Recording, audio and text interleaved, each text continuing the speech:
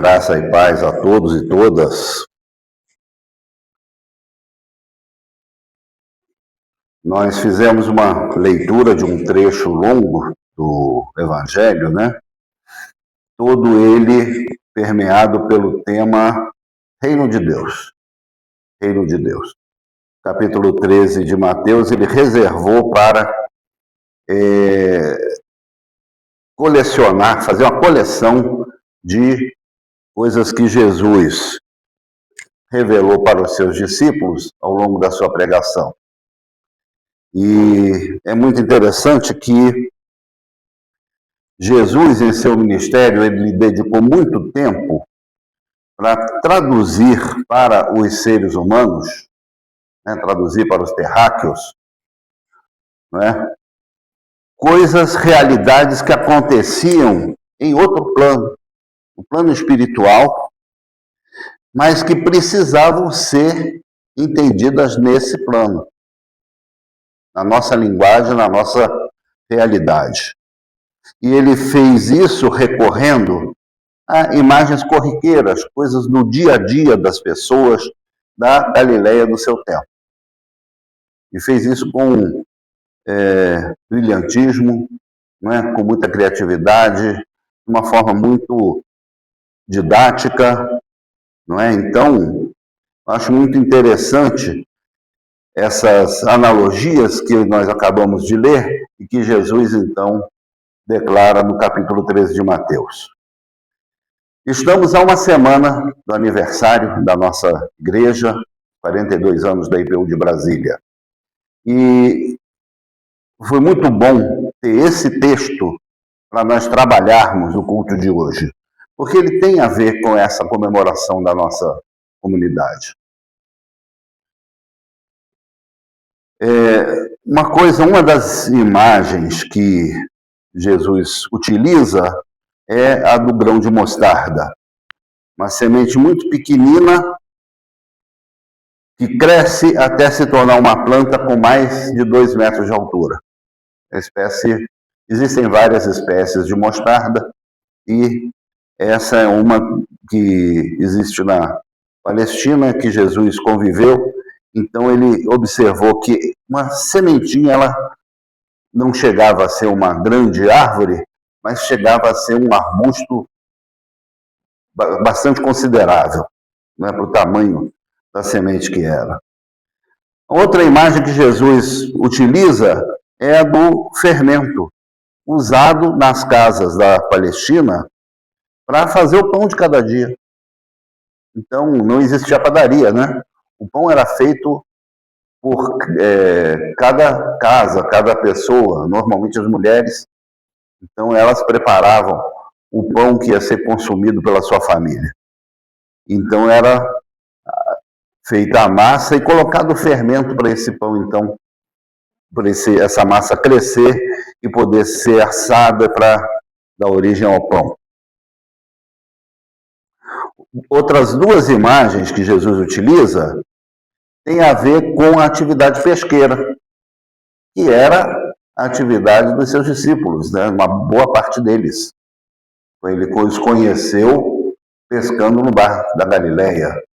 Ele fala aqui do pescador de pérolas, aquele pescador que mergulhava em águas relativamente profundas, prendendo a respiração, com risco para a sua saúde, inclusive, né? Existem muitos relatos, né? O reverendo Sabanai, que é do ramo, né?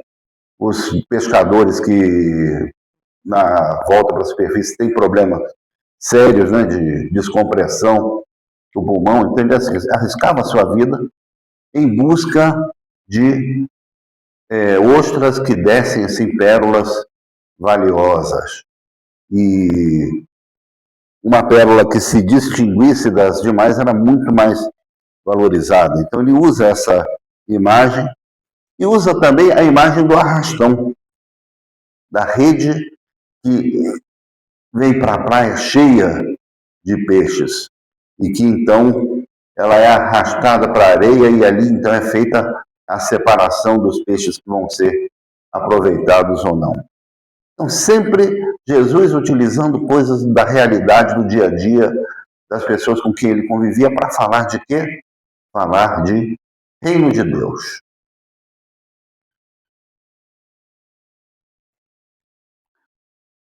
Uma outra imagem também aqui já no campo, já de quem trabalhava na terra, não é? Aquele homem que eventualmente estava lá arando a terra, preparando a terra para plantar a semente, e de repente o arado dele deve ter engatado em alguma coisa estranha na terra, não é?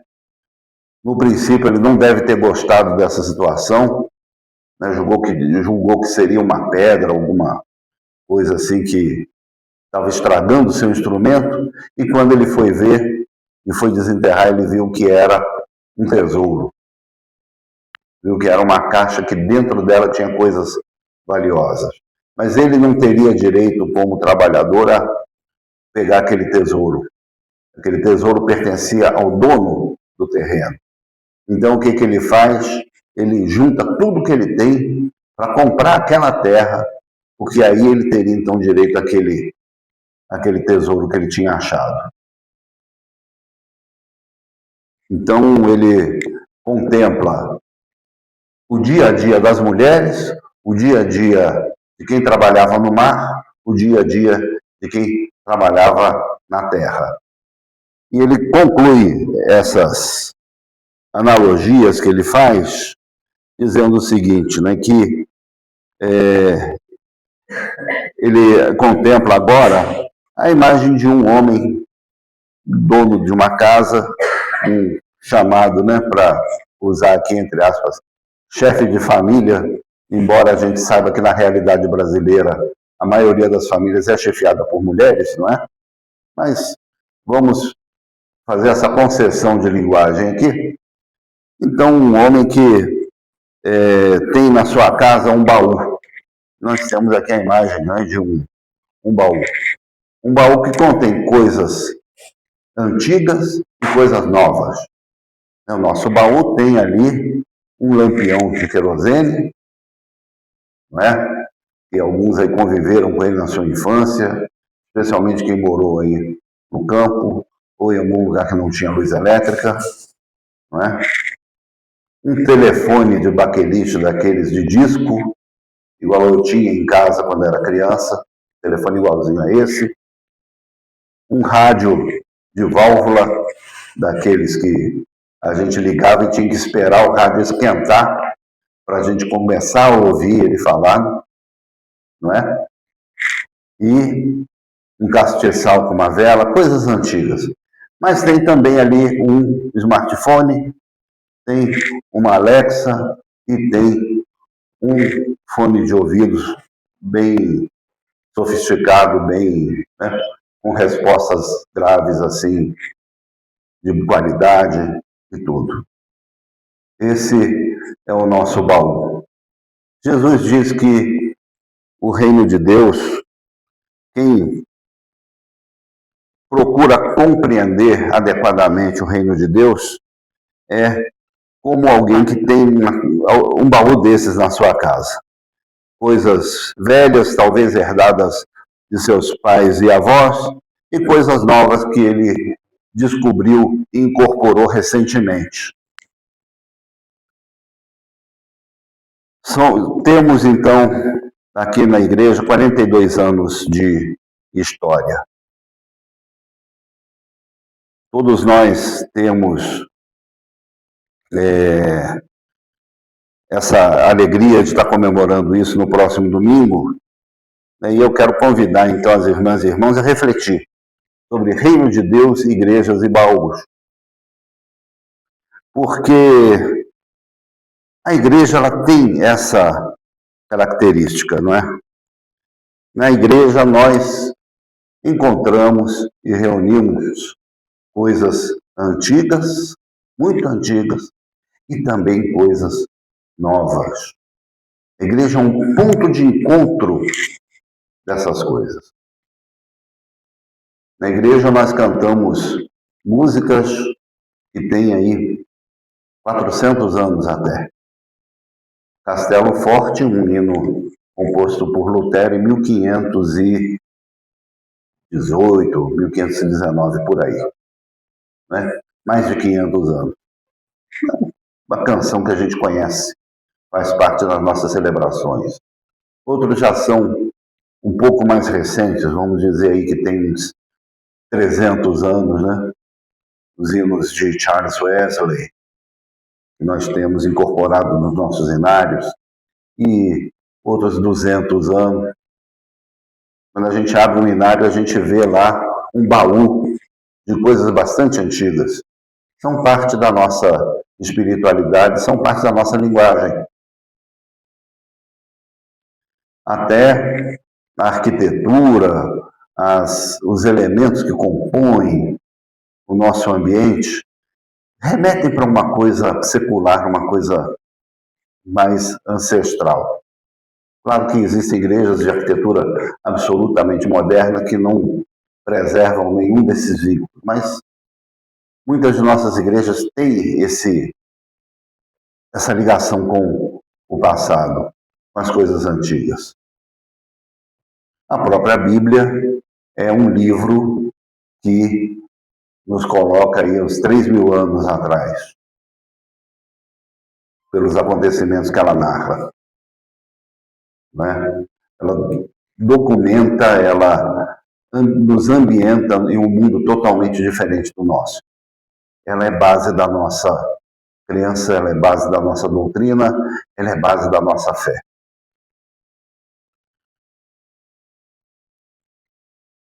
Também nós temos na igreja a convivência de pessoas mais jovens e pessoas mais velhas, mais idosas, não é?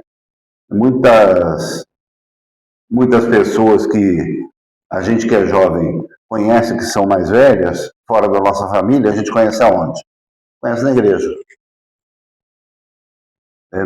Nesse ambiente de igreja, a gente tem esse trânsito, essa convivência com outras gerações, fora dos nossos pais, tios e tias, avós, não é? A gente aprende a conviver com essa realidade. Da mesma forma também que os mais velhos convivem com crianças e com jovens que não são da sua família, onde? No ambiente da igreja. Então, aí nós estamos falando de um baú vivo, né? Um baú que reúne experiências de outras gerações com aqueles que estão começando a construir a sua vida. A igreja serve para isso também. É muito importante a gente lembrar que, mais do que instituição, a igreja existe para representar de alguma forma o reino de Deus. Se existe igreja, ela deve existir para o reino de Deus. A igreja não deve existir para si mesma. A igreja não é um fim em si mesma. Ela é um meio. Ela é um meio para nos conduzir ao reino de Deus. E assim mesmo, a gente precisa, às vezes, relativizar um pouco esse papel da igreja como meio, né? Porque senão a gente diz, não, fora da igreja não há salvação. A gente muitas vezes está querendo também limitar, tolher, institucionalizar a forma pela qual Deus salva as pessoas. Nós não podemos fazer isso, não temos esse direito. Mas Jesus nos chama a sermos especialistas em quê? No reino de Deus. A termos um conhecimento aprofundado do que é o reino de Deus por meio de todas as imagens que ele apresenta. Texto de Mateus 13, Jesus compara os seus discípulos a um escriba. O que era um escriba? O escriba, conforme o nome mesmo diz, né, na sua raiz, era alguém que passava o dia copiando a Bíblia. Não existia impressora, não existia imprensa, não existia máquina para reproduzir os livros, então existiam aqueles profissionais que, com a sua caligrafia, eles iam escrevendo folhas de pergaminho e, com isso, eles iam reproduzindo as páginas dos livros da lei, dos livros dos profetas, enfim, os livros de sabedoria, aquilo que era conhecido como as Escrituras na época de Jesus. Eles tinham, inclusive, um protocolo a seguir. O pincel utilizado para escrever o nome de Deus era diferente. Não era o mesmo pincel usado para escrever outras palavras. Ele era separado. Havia situações em que eles eram obrigados a lavar as mãos antes de escrever o nome de Deus. Então existia todo um ritual para se copiar a Bíblia, produzir uma nova Bíblia, da forma mais fiel possível ao original que ele tinha, que ele conhecia. De tanto fazer isso, de tanto reproduzir a Bíblia no dia a dia, o que acontecia? Os escribas acabavam decorando a Bíblia. Eles já faziam de cor. Não é? Então, eles também se tornaram especialistas na compreensão do texto bíblico. E muitas vezes é nesse sentido que aparecem os escribas aqui nos evangelhos. Os escribas, os doutores da lei, os fariseus, eles eram uma espécie de advogados, porque eles tinham uma compreensão da lei, especialmente dos 5 primeiros livros da Bíblia, da Torá, que os capacitava a resolver questões de conflitos de interpretação, de direito das pessoas, baseado nessa lei que era considerada, que nós temos como parte da lei de Deus. Então, eles também se tornaram especialistas na interpretação da Bíblia para resolver situações do dia a dia. Né? É claro que o conhecimento da palavra de Deus, para nós, o Primeiro e Segundo Testamentos, ou Antigo e Novo Testamentos, na notação tradicional, é fundamental para a nossa vida espiritual e para a existência de uma igreja. Né? Porém, Jesus não está querendo transformar os seus discípulos nesse tipo de escriba. Jesus fala de um escriba treinado, preparado para o reino de Deus. É muito importante a gente estar atento a isso. Fazer essa distinção, essa diferenciação. Então, uma igreja como a nossa é também um baú onde estão guardadas coisas antigas da origem da nossa comunidade e coisas novas que incorporamos ao longo da nossa caminhada.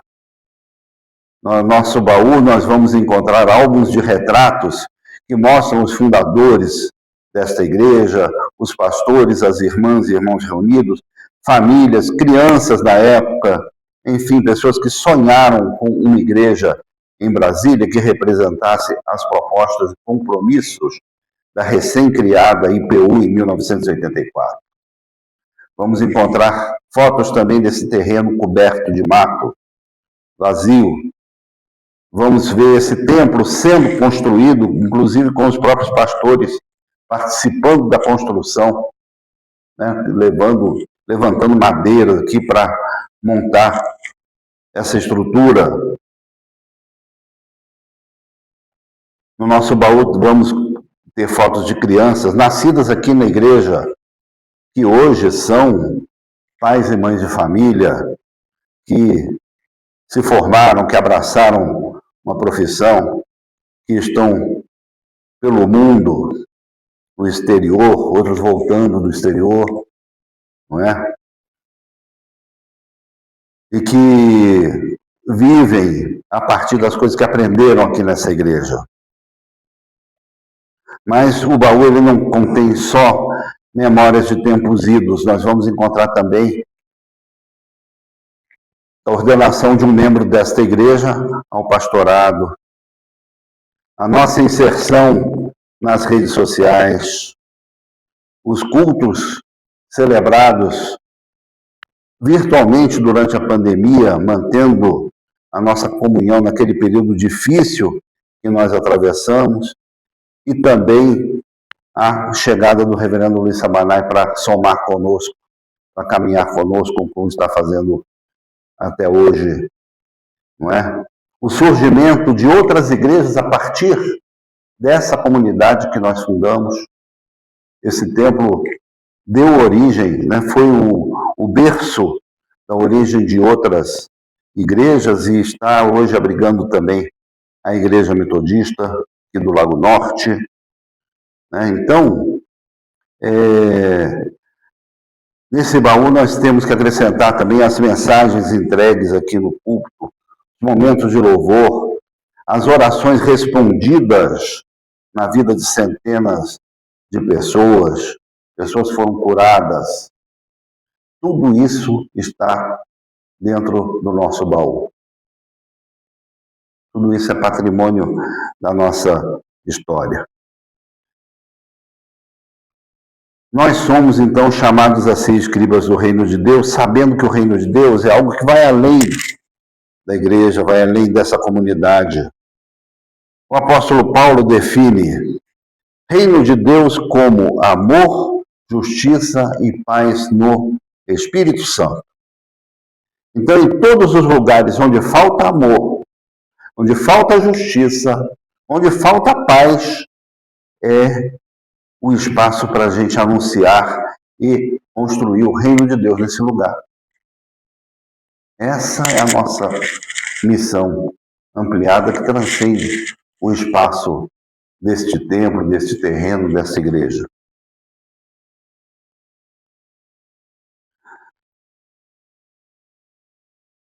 Seja na vida de uma pessoa, seja em uma comunidade, seja em uma cidade, seja em nosso país.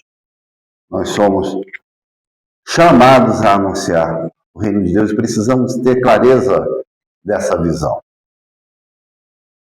Já temos uma longa caminhada de 42 anos, temos outra muito mais longa ainda para cumprir. Então, que esta seja uma motivação, um motor para nos levar adiante, para sermos sinal do reino de Deus aqui onde nós estamos e onde nós alcançarmos. Somos gratos a Deus por tudo que construímos, por tudo que conseguimos, por todas as riquezas que Deus nos permitiu colocar em nosso baú. E por tudo que podemos construir a partir desse patrimônio comunitário e espiritual, do qual nós somos responsáveis, nós somos titulares, como na imagem de Jesus, escribas, conhecedores versados no reino de Deus. Amém? Toda a glória seja dada ao nosso Deus.